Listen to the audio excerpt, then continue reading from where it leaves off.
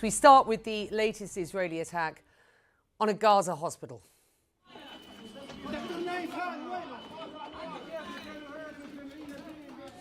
Well, dual strikes on the Nasser medical complex in Khan Yunis killed at least 20 people, including journalists, according to Gaza health officials.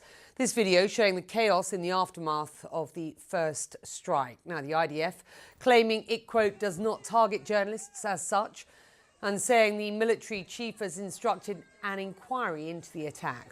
Israel also striking targets in Yemen after Houthi rebels there fired a new type of missile at Israel. Paula Hancock's following developments for us here in Abu Dhabi, and she joins me now live. Let's start with the hospital strike. What more do we know about that? Well, Becky, this was a double strike by Israel on the Nasser hospital. This is in Khan Yunis. It's in the southern part of the Gaza Strip. Now, we know that after that first strike targeted the fourth floor of the hospital, we understand that there were emergency workers, health workers and journalists who all rushed to the scene. Now, we have footage that we see. It was also played on live television showing those individuals on a damaged staircase trying to retrieve casualties, one holding up a damaged video camera to show the journalists' presence.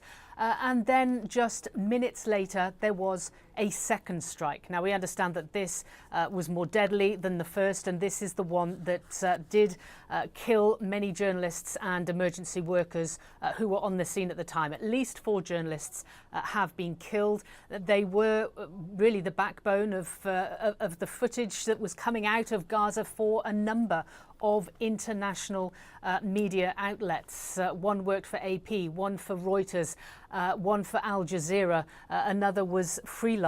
As you know, Israel does not allow international journalists into Gaza, so we heavily rely on our Palestinian colleagues to be able to get these images out to us, and 4 have been killed in this particular incident. Now, we also understand from the civil defence that one emergency worker was killed whilst trying to retrieve casualties from the first strike as well.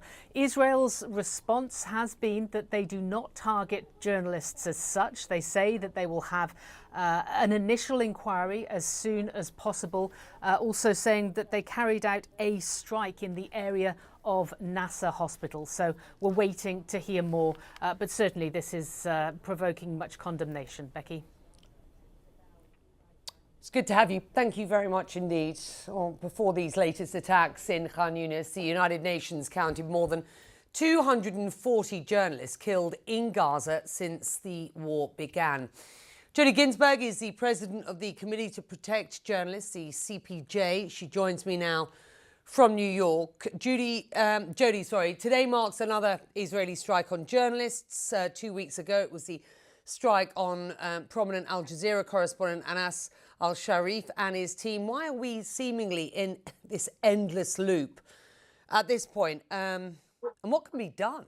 Well, we're in this endless loop because Israel has not been held accountable for any of these killings. This is the deadliest conflict for journalists that CPJ has ever documented. To date, 196 journalists, if we include today's killings, have been killed. 189 of those are Palestinians killed by Israel. And despite the fact that Israel keeps saying it doesn't deliberately target journalists, the evidence is very different. I wonder what this apparent double tap raises for you. That, of course, is when first responders arrive at the scene of a strike and are struck in much the same spot. And it's oft times when journalists are killed as well, responding to an attack. And we've seen this before, haven't we? We have. And just to be clear, if it is a double tap, that is considered to be a war crime. This attack, which we believe was deliberately intended to take out the camera being used by Reuters cameraman. He was killed in the first attack. Then, as you say, first responders moved in, including journalists, and they were killed in the second attack. So in both instances, it looks like Israel has committed unlawful killings, war crimes, both in the deliberate killing of the Reuters cameraman and in this so-called double tap attack subsequently. With the greatest of respect, I mean, you're the Committee to Protect Journalists, and clearly journalists aren't being protected in Gaza. And look, you've explained that, you know, until Israel changes its ways, to your mind, there's very little an organisation like yours is actually able to do. Are you in contact with Israeli authorities? And what is that dialogue? What's the narrative here? Well, we are in contact. We ask for an explanation every time a journalist is killed. We don't always hear back. In the cases where we do, often, as was the case with Anas al-Sharif and others, we hear the allegations that those journalists were considered by Israel to be terrorists. We don't get any verifiable or credible evidence from them. But you're right. Ultimately, it is extraordinarily frustrating and upsetting to be here 2 years, almost 2 years since the start of the war. We have been warning since the beginning that Israel was killing journalists unlawfully. And we had not only very little response from Israel, but very little public condemnation from the international community. And let's just repeat how we started this. The UN assessing or compiling numbers, and we are talking numbers at this point. Nobody is a mere number. When we consider 240 journalists killed in Gaza since the conflict began, this is just truly extraordinary stuff. And the stakes, of course, are enormous. As Paula pointed out, no international media, journalists allowed in other than on embeds every so often with the Israeli army. No independent news gathering by the international media allowed in Gaza. So we rely heavily on our Palestinian colleagues. I just wonder why it is that you believe Israel is giving no independent access to Western journalists at this point. And if you can put into perspective for us just how unprecedented that is and why it is so damaging. Well, firstly, let's be clear. When we say there's no independent journalism taking place in Gaza, there is independent journalism. There are hundreds of journalists who have been day in, day out reporting what is happening inside Gaza. They happen to be Gazan journalists, Palestinian journalists, in the same way that American journalists report on American politics and the situation in America, or British ones do in the UK.